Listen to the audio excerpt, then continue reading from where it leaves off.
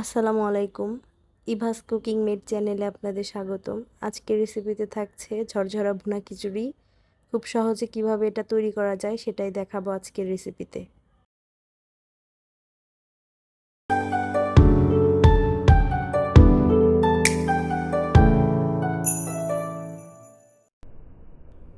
যে মশলাগুলো লাগছে এখানে আমি 2 প্রকারের ডাল নিয়েছি, যেমন মুগ ডাল হাফ কাপ এবং হাফ কাপের মতো মসুরের ডাল নিয়েছি। এখানে 3 পোয়া পোলার চাউল। একটা পাতিলে মুগ ডালগুলো নিয়ে একটু ভেজে নেব। কাঁচা স্মেলটা চলে যাওয়া পর্যন্ত ভাজতে থাকবো। ভাজা হয়ে গেলে এটা ধুয়ে বাকি ডালগুলোর সাথে ধুয়ে চালের সাথে ঝরিয়ে দেব, পানিতে ঝরিয়ে রাখার জন্য। একটা হাঁড়িতে এখানে তেল নিয়ে নিচ্ছি।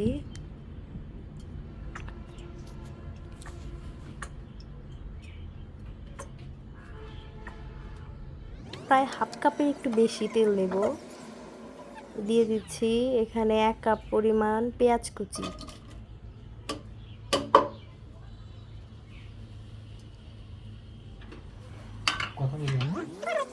প্রায় 4-5টার মতো পেঁয়াজ এখানে কুচি করে রেখেছিলাম, সেগুলা দিয়ে দিচ্ছি। এখানে 4টা দারচিনির ফালি, একটা বড় এলাচ, 5টার মতো ছোট এলাচ বা সাদা এলাচ, দিচ্ছি 6-7টা লং আর 3টা তেজপাতা দিয়ে ভালোভাবে নেড়েচেড়ে মিশিয়ে নেব। মশলাগুলোর ফ্লেভার যেন ভিতরে সুন্দরভাবে ছড়িয়ে যায়। আর অবশ্যই এখানে সাদা এলাচ থেতো করে দেবেন, সাদা এবং কালো এলাচ, যাতে সুঘ্রাণটা ছড়িয়ে পড়ে।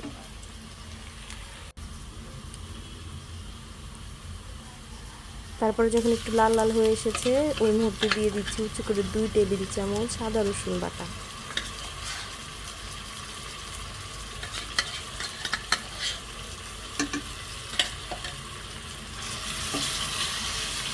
দিয়ে ভালোভাবে নেড়েচেড়ে মিশিয়ে নেব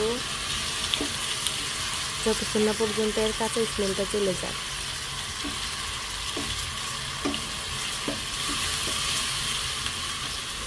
ভাজা হয়ে গেলে এর ভিতর দিয়ে দেব পানি।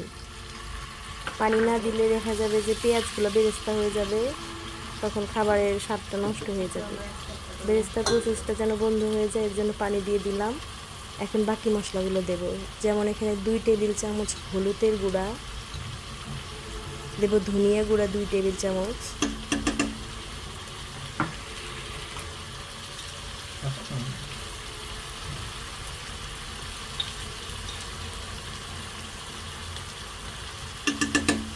মশলাগুলো খুব সুন্দরভাবে কষাতে হবে। তারপরে দেব এখানে 3 টেবিল চামচ মরিচের গুঁড়া বা শুকনা মরিচের গুঁড়া। এখানে ঝাল অনুযায়ী আপনারা দিবেন। আমি চাচ্ছি বেশি ঝালও হবে না, আবার একদম ঝাল ছাড়াও হবে না।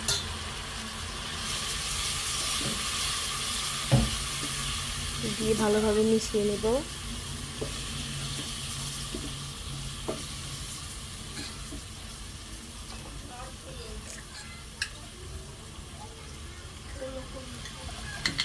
পানি দিয়ে দিচ্ছি মশলাগুলো যেন নিচে লেগে না যায়। তারপরে এখানে দিয়ে দেব হচ্ছে জিরা গুঁড়া 1 চামচ।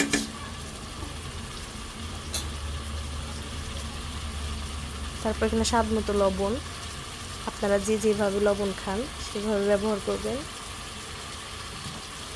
দিয়ে মশলাগুলোর সাথে এখন ভালোভাবে কষিয়ে নেব।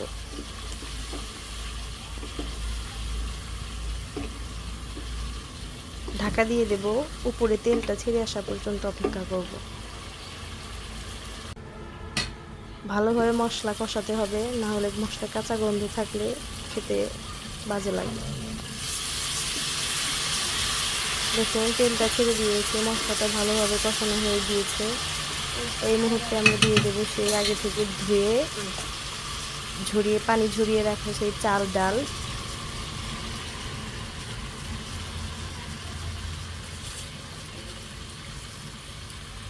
আপনারাও আগে এভাবে ধুয়ে একটা ছাঁকনিতে ছেঁকে রাখবেন, তাহলে আরও ঝরঝরা হয়।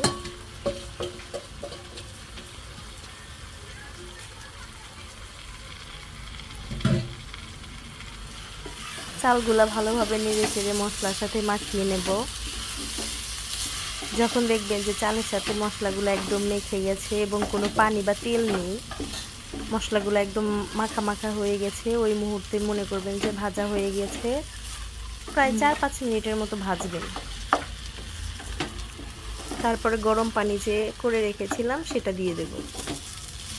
এখানে 3 কাপ, যেহেতু 3 পোয়া চাউল, তার জন্য এখানে দিয়ে দেব হচ্ছে 6 মগের মতো পানি। ওই একই কাপ দিয়ে আমি মেপে পানিগুলো গরম করে রেখেছিলাম। চাল ঝরঝরা এবং খিচুড়ি ঝরঝরা হওয়ার জন্য এটাই একমাত্র পদ্ধতি। ঠান্ডা পানি দিতে যাবেন না, এতে কিন্তু খিচুড়িটা ঝরঝরে হবে না। গরম করে রাখা পানি সম্পূর্ণটা দিয়ে দেব। ভালোভাবে নেড়ে বাকি পানিগুলো মিশিয়ে দিচ্ছি।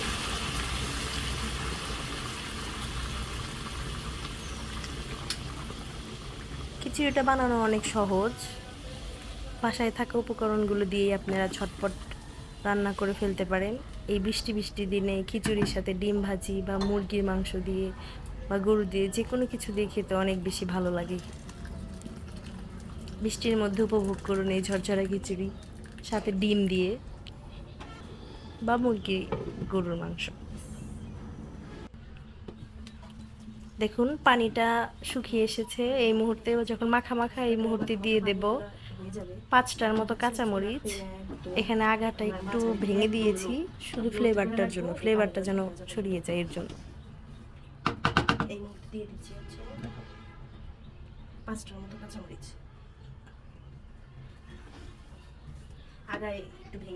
উল্টিয়ে পাল্টিয়ে নেড়ে চেড়ে এই মুহূর্তে আপনারা আপনাদের স্বাদ মতো লবণটা চেক করে নিতে পারেন। যদি কম মনে হয় দিবেন।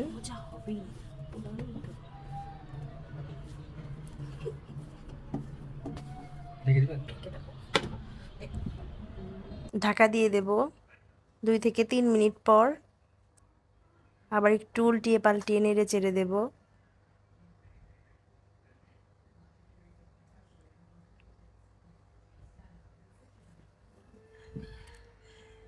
এখানে নেড়ে চেড়ে উপর দিয়ে একদম খাঁটি ঘি দিয়ে দেব 1 চামচের মতো।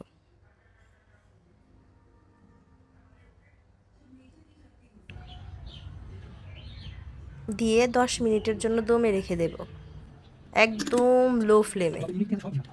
তারপরেই ঝটপট রেডি আমাদের ভুনা খিচুড়ি। খুবই সহজ, আপনারা অবশ্যই বাসায় ট্রাই করবেন। আর আমার রেসিপিটা যদি ভালো লেগে থাকে অবশ্যই একটা লাইক দেবেন এবং সাবস্ক্রাইব করে আমাদের চ্যানেলের পাশেই থাকবেন। আসসালামু আলাইকুম।